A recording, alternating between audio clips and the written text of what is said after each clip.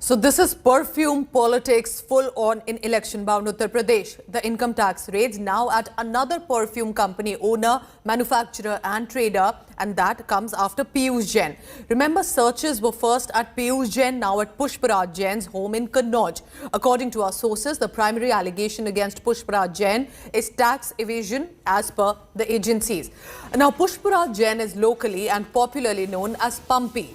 He is an MLC of the Samajwadi party and therefore the party chief is alleging political vendetta, claiming that it is the BJP misusing central agencies. So Pushparaj Jain's perfume company, giving you a background, is said to be one of those companies that launched Samajwadi perfume that Akhilesh Yadav had also unveiled few months ago. The raids are an extension of the curious case of two Jains, both with allegations of tax evasion. One is Piyush Jain, one is Pushparaj Jain. Both are perfume traders and manufacturers, both of them at the center of the raid.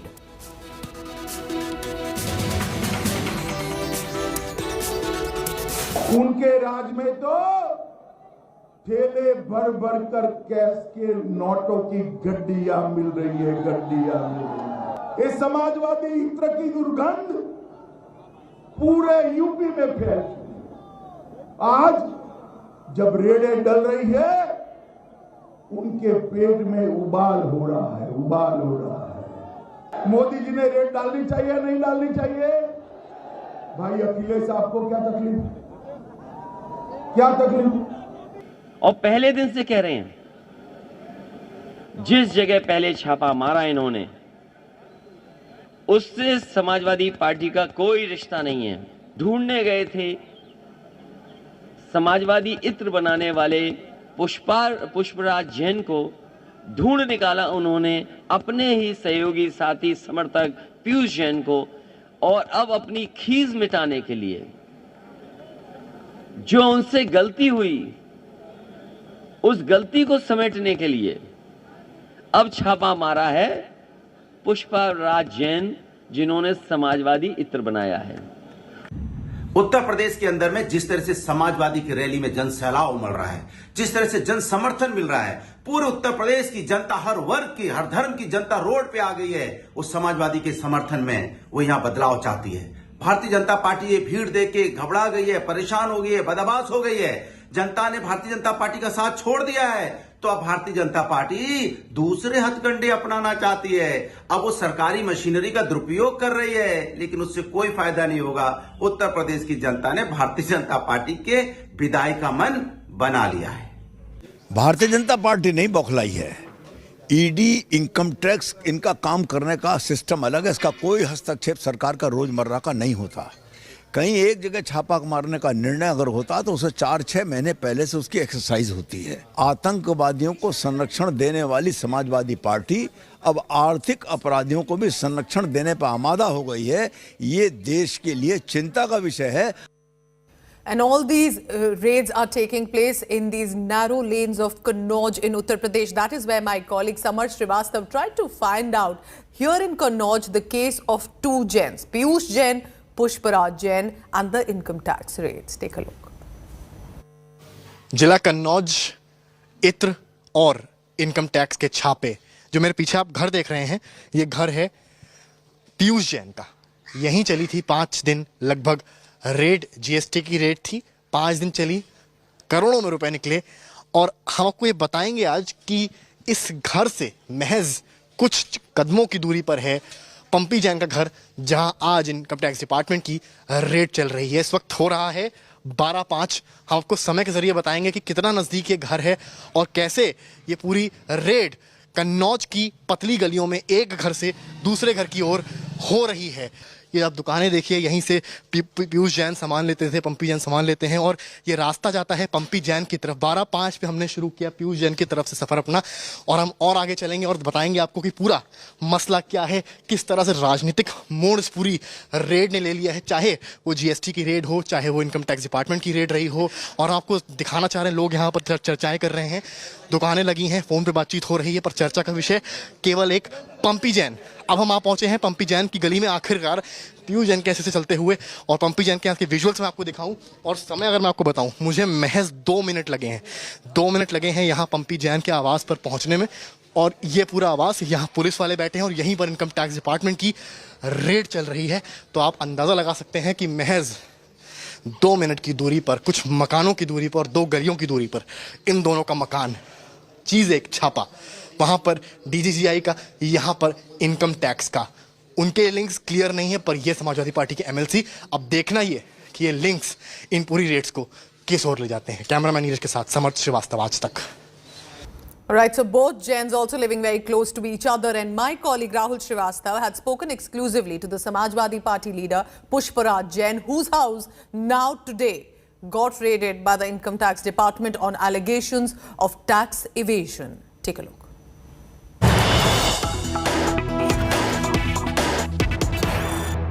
मुश्किलात के वक्त में आप कह रहे हैं कि पहले नोटबंदी, GST, पैंडेमिक और इस सब के बीच में नए माहौल में ये रेड्स हो रही हैं, ये क्या वातावरण आपको लग रहा है कि एक ऐसा वातावरण हो जाए जो कि बिजनेस के लिए मुश्किल हो रहा है? हमारे हिसाब से सरकारों को एक बिजनेस करने का माहौल देना चाहिए।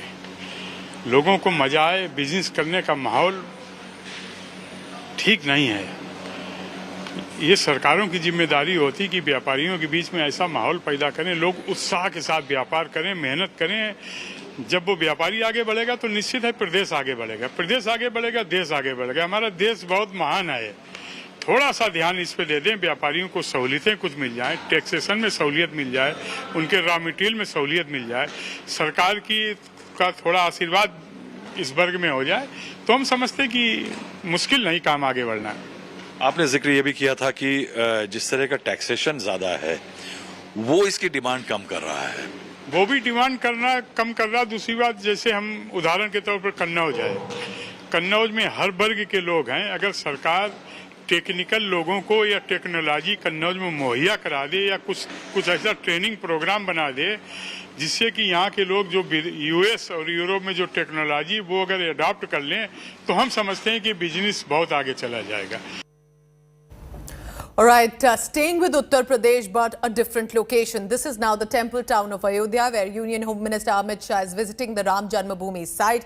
He's taking stock of the construction of the Grand Temple and has also met office bearers of the trust. Offered prayers already at the Hanumangadi Temple. And addressing the Jan Sabha, the public there, Union Home Minister Amit Shah slammed opposition parties, accusing them of halting development projects for years. He has said, no one can stop construction of the Ram temple now. Amit Shah, meanwhile, has a power-packed itinerary today. Will be addressing multiple public gatherings during the party's Jan Vishwas Yatra today. But next on the schedule will be a mega roadshow in Bareilly today evening itself. Shah's power-packed visit will conclude after a Sangathan Baitak, where he'll be sitting with some of the party-related individuals and also, of course, people in Bareilly again today evening. Now, Ayodhya, amid all this, has clearly become the epicenter of Uttar Pradesh elections, and all parties, including the Aam Aadmi Party or the AIM, have been visiting the Janmabhoomi to garner support from either side. Take a look.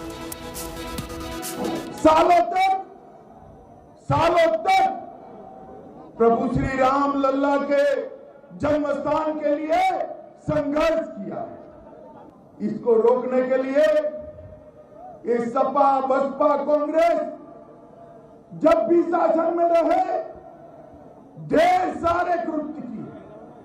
आज आपने पूर्ण बहुमत के साथ Bharatiya Janata party की सरकार बनाई। श्री नरेंद्र मोदी जी इसके प्रधानमंत्री बने और आज मैं देख कर आया हूं राम लल्ला का मंदिर वही स्थान पर आज जोर शोर के साथ बन सकता है।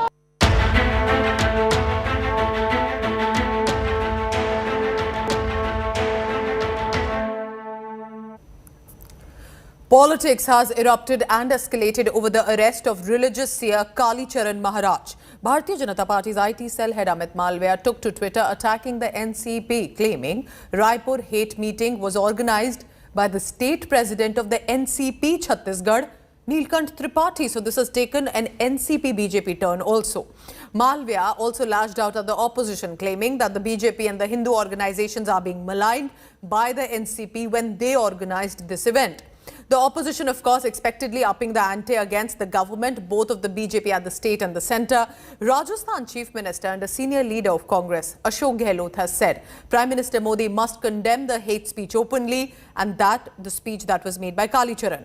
The political face-off has come after Raipur police in Chhattisgarh arrested in Madhya Pradesh the religious leader Kalicharan for using derogatory words against father of the nation Mahatma Gandhi. He was arrested from Madhya Pradesh's Khajuraho and has now been even charged with sedition. Meanwhile, protests have taken place in Gwalior against the arrest of this religious seer. Members of the Hindu Mahasabha were seen burning the effigy of Chhattisgarh Chief Minister Bhupesh Baghel on Sunday. Speaking at Dharam Sansad, giving you a background, as you can see this visual on your screen, alleged Mahatma Gandhi ruined India's prospects and that he salutes Nathuram Godse for killing Gandhi. धर्म संसद में जो बोले हैं लोग हरिद्वार के अंदर, वो हिम्मत क्यों हुई? प्रधानमंत्री अपील क्यों नहीं करते हैं? धर्म संसद में जो गुरुवार की निंदा करनी चाहिए थी उनको, रायपुर में जो गुरुवार की निंदा करनी चाहिए थी। एक तरफ आप गांधी को अपना रहे हो और एक तरफ गांधी के बारे में जो लफ्ज काम लिए गए फिर भी कुछ नहीं बोल रहे हो, तो ये दो बातें नहीं चल सकती है।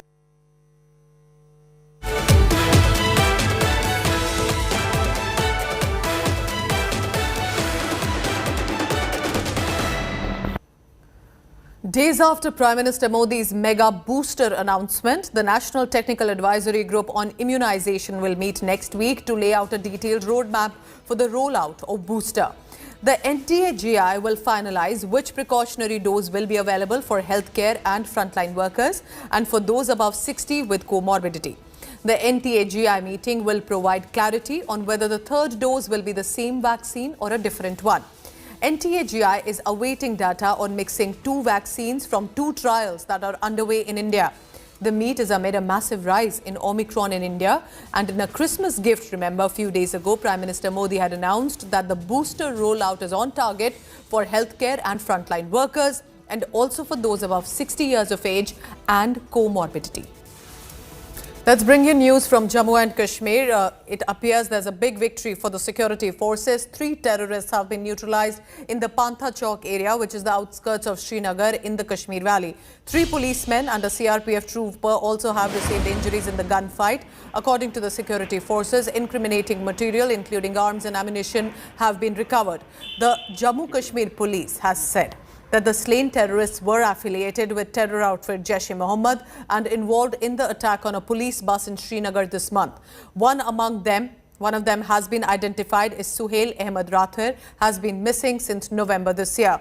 Meanwhile, 3 terrorists killed in an overnight encounter in South Kashmir's Anantnag, while 3 others killed in Kulgam of J&K on Wednesday evening. Overall, according to the security forces, they have managed to kill about 9 Jaish-e-Mohammed terrorists in South and Central Kashmir in the last 36 hours. So a big crackdown on terror in the valley. Sohail का अभी तक identification हो गया है, बाकी 2 का हम लोग प्रयास कर रहे हैं। लगता है कि दोनों एफटी होगा, क्योंकि अभी तक कोई पेरेंट्स या कोई किसी ने कोई क्लेम नहीं किया है। ये इनकाउंटर जम्मू कश्मीर पुलिस के लिए बहुत इंपॉर्टेंट था, क्योंकि 13 दिसंबर को जब अटैक हुआ था तो उसी रात मैंने आप लोगों से प्रवेश किया था कि किलर को जल्दी हम लोग न्यूट्रलाइज करेंगे। छोटी सी इनपुट को डेवलप करते करते कल ये भूकंप आया, जिसमें हम लोग को सक्सेस मिला। And this with a wish that terror does get eliminated from the Kashmir Valley and peace returns. It's a wrap for now. Thank you so much for watching. You can always log on to indiatoday.in or download the application on your phone. Stay tuned. Lots more on the other side.